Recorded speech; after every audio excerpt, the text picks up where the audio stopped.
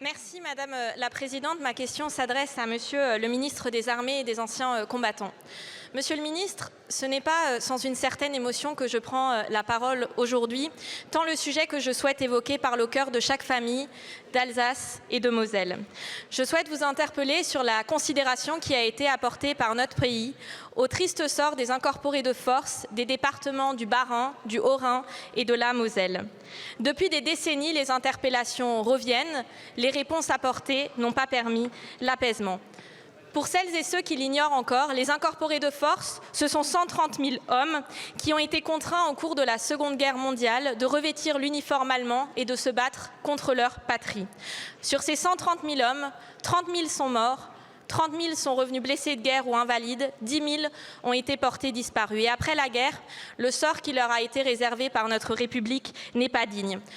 On a voulu oublier qu'ils étaient des victimes de l'histoire nationale, oublier qu'ils n'avaient pas le choix, oublier leur héroïsme, eux qui ont été nombreux à recevoir la médaille de la résistance intérieure, oublier les drames que cela a entraîné dans chaque famille, et je pense avec émotion aux veuves et aux orphelins en posant cette question. Dans quelques jours, nous commémorerons le 11 novembre, mais nous commémorerons également le 80e anniversaire de la libération de l'Alsace. À cet égard, j'ai 3 questions. Première question, allons-nous enfin avoir le courage de reconnaître que l'incorporation de force est un crime? L'annexion de l'Alsace et de la Moselle s'est faite en droit international de fait et non de droit. L'incorporation de force est un crime. Deuxième question, le gouvernement accepte-t-il enfin d'enseigner cette histoire de manière permanente dans les manuels scolaires de notre pays? L'histoire de l'Alsace et de la Moselle, ce n'est pas de l'histoire locale, c'est la grande histoire de la France. Et troisième question, quelles actions concrètes allez-vous entreprendre pour indemniser enfin les orphelins de cette situation? Les témoins courageux de cette histoire sont de moins en moins nombreux. 80 ans après la fin de la guerre, ils méritent des réponses claires. Je vous remercie. Merci beaucoup, ma chère collègue. La parole est à Monsieur Jean-Louis Thiériot, ministre en charge, ministre délégué auprès du ministre des Armées et des Anciens Combattants.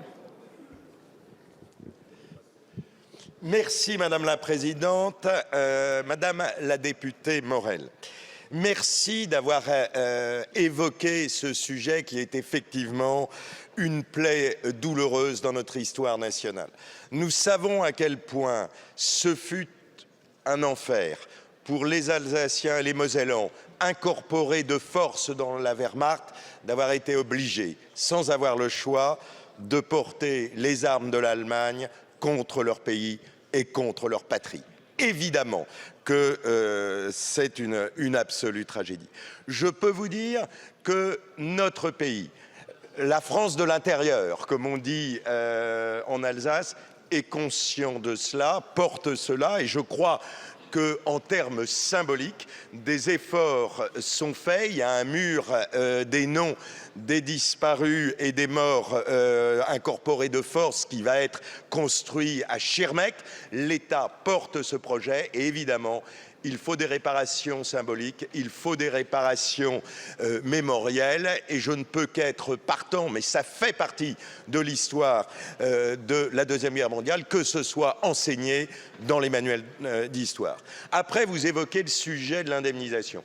Moi, je vais vous répondre très clairement 3 choses. 1, on a envie de soulager, évidemment, mais l'Allemagne a indemnisé en 1981, il y a eu un traité, donc c'est une faute allemande, ça n'est pas une faute française, ça n'est pas la France qui est responsable de ce qui est arrivé au malgré nous. La deuxième chose, surtout sur l'indemnisation des orphelins, et je finirai par cela, ceux qui sont tombés dans la campagne de France, 110 000 hommes sur l'ensemble du territoire, les orphelins n'ont jamais été indemnisés, donc je ne vois pas comment je pourrais ici à ce banc justifier qu'on indemnise uniquement ceux qui viennent d'incorporer de force. On ne peut pas réparer une injustice de l'histoire